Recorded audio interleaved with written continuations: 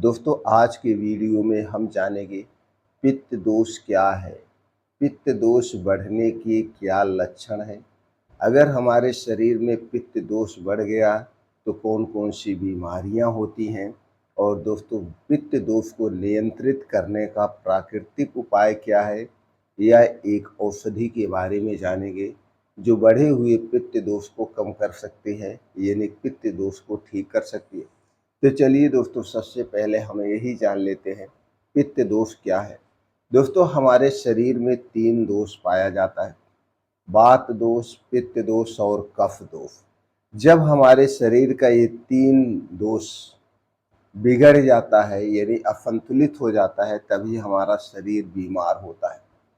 शरीर का जब पित्त दोष बढ़ता है तो शरीर में दोस्तों 25 से 30% बीमारियां होती हैं और पित्त दोष मुख्य रूप से अग्नि और जल के तत्व से बना होता है। यह हमारे शरीर की पाचन क्रिया यानी चयापचय, शरीर का तापमान और बुद्धि को नियंत्रित करने का काम करता है। दोस्तों पित्त दोष शरीर में अग्नि का प्रतिनिधित्व करता है और यह मुख्य रूप से लीवर और छोटी आंत में पाया जाता है। दोस्तों यह भोजन के पाचन, ऊर्जा उत्पादन और शरीर में हार्मोनल संतुलन बनाए रखने में मदद करता है। दोस्तों पित्त दोष बिगड़ जाने पर शरीर में अत्यधिक गर्मी, अम्लता, एसिडिटी बढ़ जाती है जिसके कारण कई सारी समस्याएं होती हैं। तो दोस्तों संक्षेप में आपने जाना पित्त दोष क्या है और पित्त दोष बिगड़ने के क्या कारण हैं। अब चलिए हम जानते हैं दोस्तों पित्त दोष के लक्षण। दोस्तों जब शरीर में पित्त दोष बढ़ता है तो शरीर और मन दोनों को प्रभावित करता है। आप देखते होंगे जब आपको एसिडिटी होती है, गैस बनती है तो दोनों तरह से आप एक तो शारीरिक लक्षण नजर आते हैं और दूसरा मानसिक लक्षण नजर आते हैं। तो चलिए इन दोनों लक्षणों से हम पहचानते हैं हमारे शरीर में पित्त दोष बढ़े हैं कि नहीं बढ़े। पहले हम बात कर लेते हैं शारीरिक लक्षण।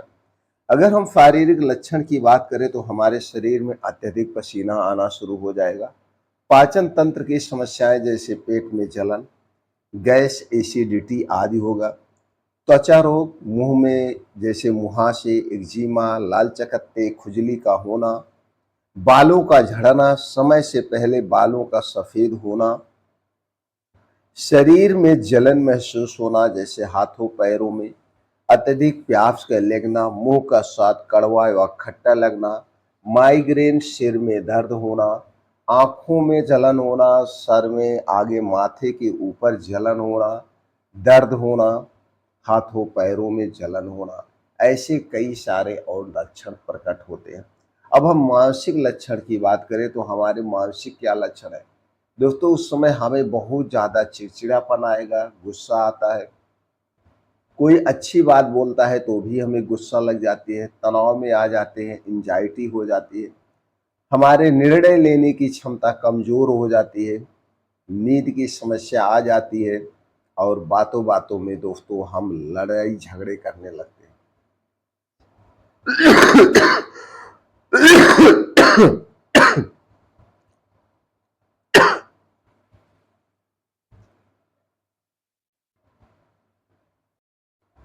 अब दोस्तों हम चलिए जानते हैं पित्त दोष को बढ़ाने वाले कौन कौन से कारण हैं, हमारे शरीर का पित्त दोष बिगड़ता क्यों है, बढ़ता क्यों है। अगर हम बात करें इसके तो दोस्तों ऐसे बहुत सारे कारण हैं, लेकिन जो मुख्य कारण हैं हम उन पे प्रकाश डालते हैं। अगर हम बहुत ज़्यादा अत्यधिक मात्रा में मसालेदार सब्जियां, भुनी हुई चीज़ें, तेल वाली चीज़ें लेते हैं, बहुत ज़्यादा मात्रा में खट्टी चीज़ें लेते हैं, अम्लीय चीज़ें का सेवन करते हैं, इससे पित्त दोष बढ़ जाता है। अधिक मात्रा में चाय, कॉफ़ी, शराब, धूम्रपान का हम सेवन करते हैं तो इससे भी पित्त दोष बढ़ता है। ज़्यादा देर तक धूप में रहने से भी पित्त दोष डिस्टर्ब होता है। नींद की कमी और ज़्यादा दोस्तों नींद की कमी, ज़्यादा बहुत ज़्यादा तनाव लेते हैं, इसके कारण पित्त दोष बढ़ जाता है। गर्मी के मौसम में भारी भोजन करना भी बहुत देर नुकसानदेह है, ये भी पित्त दोष को बढ़ाता है। अत्यधिक वर्कआउट या देर रात तक जागना भी पित्त दोष का कारण बनता है। इसके अलावा पैकेट बंद जितनी भी चीज़ें हैं जो आपके घर के बाहर की बनी हुई है, जो मशीनों द्वारा बनाई जाती है, सारी चीज़ें किससे बनाई जाती हैं? अगर यह मीठी चीज़ है तो चीनी, मैदा, रिफाइन या पामोलिन में छाना जाता है।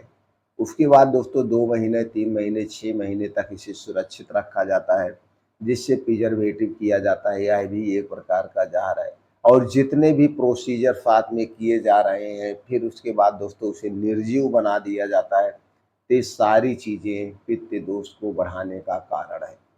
यानी पित्त ही दोष नहीं है, सब चीज़ें हमारे शरीर के तीनों दोष को डिस्टर्ब करती है। इसलिए घर से बाहर की बनी हुई जितनी चीज़ें हैं उसे छोड़ दीजिए।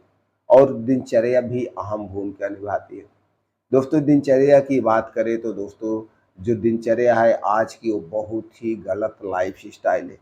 देर रात खाना खाना, गरिष्ठ भोजन करना, ये बहुत ही ज़्यादा पित्त दोष, कफ दोष, वात दोष तीनों को बढ़ाते हैं। इसलिए दोस्तों हमें इस पे भी ध्यान देने की ज़रूरत है। अब चलिए दोस्तों हम जानते हैं पित्त दोष को हम बैलेंस कैसे करें बिना बिना दवा के। तो इसके लिए सीधी सी बात है, आप अपने दिनचर्या पे ध्यान दीजिए। बाहर की जितनी भी चीज़ें हैं खाना-पीना छोड़ दीजिए। आप अपने घर का बना हुआ खाना खाइए। आपके घर पे जो भी खाना बन सकता है वही खाना खाइए। घर पे जो खाना बनेगा उनमें 3 चीज़ों का प्रयोग मत कराइए। रिफ़ाइन की गई जितनी भी चीज़ें हैं, चाहे रिफ़ाइन किया गया नमक, चाहे रिफ़ाइन किया गया चीनी, मैदा, जितनी भी रिफ़ाइन की गई चीज़ें इन्हें आप छोड़ दीजिए। घर पे मत यूज़ करवाइए। प्योर नेचुरल चीज़ों का प्रयोग करिए। प्योर नेचुरल चीज़ों की बात करें तो हरी साग-सब्जियाँ, मौसमी ताज़े फलों का सेवन करिए, मोटे अनाज का सेवन करिए। इसमें प्रचुर मात्रा में फाइबर पाया जाता है जो गैस एसिडिटी से बचाता है। इसके बाद दोस्तों हमें भरपूर मात्रा में पानी पीना चाहिए, टेंशन फ्री रहना चाहिए और खाने-पीने पे विशेष ध्यान देना चाहिए। सूर्योदय के बाद सूर्योदय के 2 घंटे बाद अपना खाना-पीना शुरू करिए और सूर्यास्त के 1 घंटे पहले अपना खाना-पीना बंद कर दीजिए। सूर्यास्त के 1 घंटे पहले जो भी खाएँगे, पिएँगे वो हल्का होगा, सुपाच्य होगा। रात के समय गरिष्ठ भोजन हमें बिल्कुल नहीं लेना है। अगर आपको स्वस्थ और निरोग रहना है तो इस प्रक्रिया को आप अपना लीजिए। आप फिर देखिए आपके शरीर का कमाल क्या होता है।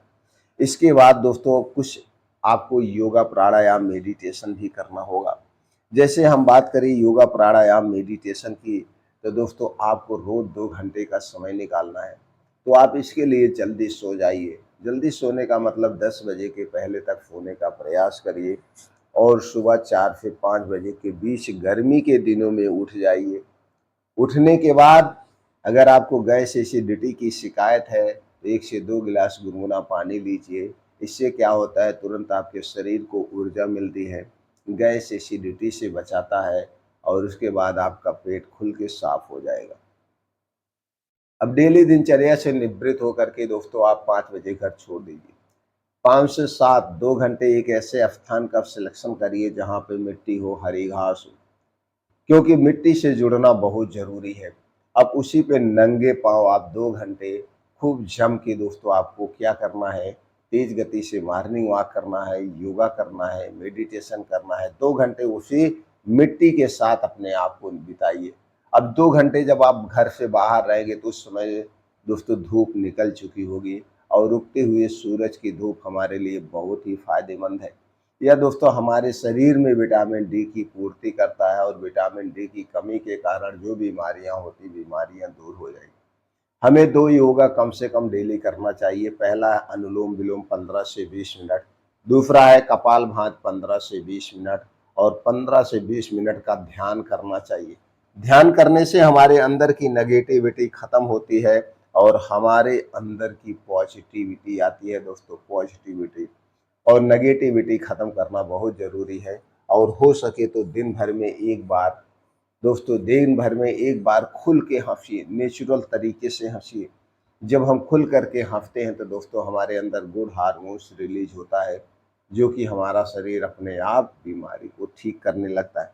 अब दोस्तों हमें पित्त दोष में हमें कौन सी चीज़ें खाना चाहिए? पित्त दोष बढ़ा हुआ है तो दोस्तों उस समय हमें जैसे ताज़े मौसमी फलों का जूस आप ले सकते हैं। जूस ले सकते हैं, नारियल पानी ले सकते हैं, सेब का शरबत पी सकते हैं लेकिन उसमें चीनी ना पड़ी हो, गन्ने का रस पी सकते हैं, सौंफ का पानी बना के पी सकते हैं, अदरक पानी ले सकते हैं, ये सारी चीज़ें ले सकते हैं। और पित्त दोष वालों के लिए मिश्री, गुड़ यानी मीठी चीज़ें उनको ज़्यादा लेनी चाहिए लेकिन अधिक मात्रा में नहीं। चीनी तो बिल्कुल नहीं लेनी चाहिए और हल्का सुपाच्य भोजन करना चाहिए जैसे मूँग की दाल, चावल और सादी खिचड़ी, ये सारी चीज़ें लेना चाहिए। अब इससे करके दोस्तों आप पित्त दोष को नॉर्मल कर सकते हैं। इसके अलावा मार्केट में कुछ अद्भुत रसायन हैं, आयुर्वेदिक दवाओं से बनाए गए चूर्ण हैं, जो पित्त दोष को कंट्रोल करते हैं। उनमें से पहला है त्रिफला चूर्ण। त्रिफला चूर्ण दोस्तों गैस, कब्ज, एसिडिटी को कंट्रोल करता है और हमारे शरीर के वात, पित्त, कफ तीनों को बैलेंस करता है। तो 1 चम्मच त्रिफला चूर्ण रोज रात में खाना खाने के 2 घंटे के बाद गर्म दूध या गुनगुने पानी के साथ लेंगे तो सुबह पेट खुल के साफ होगा, गैस, एसिडिटी धीरे धीरे खत्म हो जाएगी और आपका शरीर अपने आप को दोस्तों क्या करेगा, ठीक करने लगेगा। त्रिफला चूर्ण हरड़, बहेरा और आंवले से बनाया गया है। इसके बहुत सारे बेनिफिट्स हैं दोस्तों। तो 1 चम्मच त्रिफला चूर्ण रोज रात में, जब आपके शरीर का पित्त दोष, वात दोष बैलेंस हो जाए, गैस एसिडिटी दूर हो जाए तो इसे खाना बंद कर दीजिए। किसे नहीं लेना चाहिए? गर्भावस्था में, स्तनपान कराते समय नहीं लेना चाहिए, डायरिया, डिसेंट्री में नहीं लेना चाहिए, बाकी आप प्रयोग कर सकते हैं।